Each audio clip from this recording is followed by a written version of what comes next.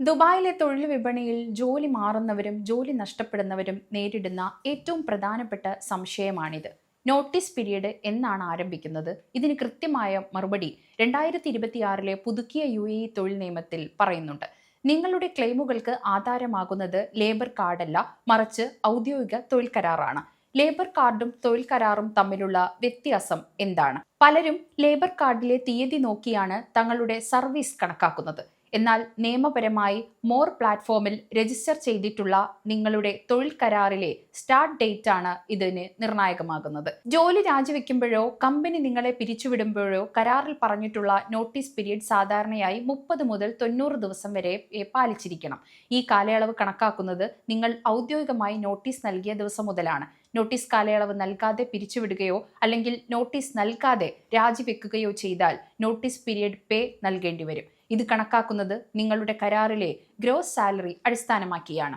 Notice കാലയളവിലെ അവകാശങ്ങളും നഷ്ടപരിഹാരത്തിനുമുള്ള നിയമങ്ങളും ഫെഡറൽ ഡിഗ്രി നിയമം ആർട്ടിക്കിൾ 43 വിശദീകരിക്കുന്നുണ്ട്.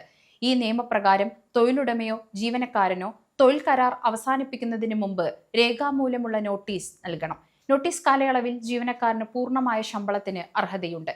ഏതെങ്കിലും കക്ഷി ആവശ്യമായ നോട്ടീസ് നൽകാതിരുന്നാൽ പകരം നഷ്ടപരിഹാരം നൽകേണ്ടി വരും. ലേബർ കാർഡ് എന്നത് ഒരു തിരിച്ചറിയൽ രേഖ മാത്രമാണ്. എന്നാൽ തൊഴിൽ കരാർ എന്നത് നിങ്ങളും തൊഴിലുടമയും തമ്മിലുള്ള നിയമപരമായ ഉടമ്പടിയാണ്. കോടതിയിലോ മോറിലോ ഒരു തർക്കം വന്നാൽ കരാറിലെ ഒപ്പും അതിലെ തീയതിയുമാണ് അവസാന വാക്ക്. പുതിയ നിയമപ്രകാരം പ്രൊബേഷൻ കാലയളവിൽ പോലും ജോലി വിടണമെങ്കിൽ നിശ്ചിത ദിവസത്തെ നോട്ടീസ് നിർബന്ധമാണ്. ഇത് നൽകാത്ത പക്ഷം ആ ദിവസങ്ങളിലെ ശമ്പളം നഷ്ടപരിഹാരമായി നൽകേണ്ടി വരും. നിങ്ങളുടെ സർവീസ് കാലയളവ് കണക്കാക്കുന്നതും കരിയറിലെ ജോയിനിങ് തീയതി മുതലാണ്. ലേബർ കാർഡ് വരാൻ വൈകിയാലും കരാറിൽ ഒപ്പിട്ട തീയതി മുതൽ നിങ്ങളുടെ ആനുകൂല്യങ്ങൾ പ്രാബല്യത്തിൽ വരും. മോർ ആപ്പ് വഴി നിങ്ങളുടെ ഒറിജിനൽ കരാർ ഡൗൺലോഡ് ചെയ്ത് അതിലെ ഡേറ്റ് കൃത്യമാണോ എന്ന് പരിശോധിക്കുക. വാക്കാൽ പറയുന്നതിന് നിയമമായി സാധുതയില്ല. എപ്പോഴും ഇമെയിൽ വഴിയോ ഔദ്യോഗിക കത്ത് വഴിയോ നോട്ടീസ് നൽകുക. നോട്ടീസ് നൽകിയ ദിവസത്തെ തെളിവ് നിങ്ങളുടെ നഷ്ടപരിഹാര തുക കൃത്യമായി ലഭിക്കാൻ അത്യാവശ്യമാണ്.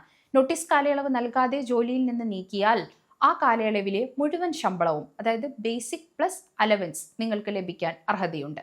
നിങ്ങളുടെ ലേബർ കാർഡിലെ തീയതിയല്ല, മറിച്ച് മന്ത്രാലയത്തിൽ രജിസ്റ്റർ ചെയ്ത കരാറിലെ തീയതിയും നിബന്ധനകളുമാണ് നിങ്ങളുടെ സാമ്പത്തിക സുരക്ഷ ഉറപ്പാക്കുന്നത്. തൊഴിൽ കരാറിലെ തീയതികൾ നോട്ടീസ് കണക്കുകൂട്ടലുമായി ഉപയോഗിക്കുമ്പോൾ ഒരു സാധാരണ തെറ്റിദ്ധാരണ ഉണ്ടാകാം.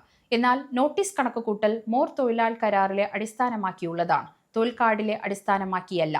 ഔദ്യോഗിക നോട്ടീസ് കാലയളവും നൽകേണ്ട നഷ്ടപരിഹാരവും രജിസ്റ്റർ ചെയ്ത തൊഴിൽ കരാറിൽ എഴുതി വെക്കുന്നതിനനുസരിച്ചാണ് കണക്കാക്കുന്നത്, മറ്റു രേഖകൾ അനുസരിച്ചല്ല.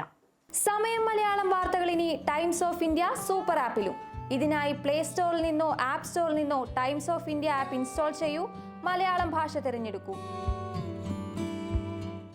വാർത്തകൾ ആസ്വദിക്കാം, എല്ലാം ഇനി സമയത്തിൽ.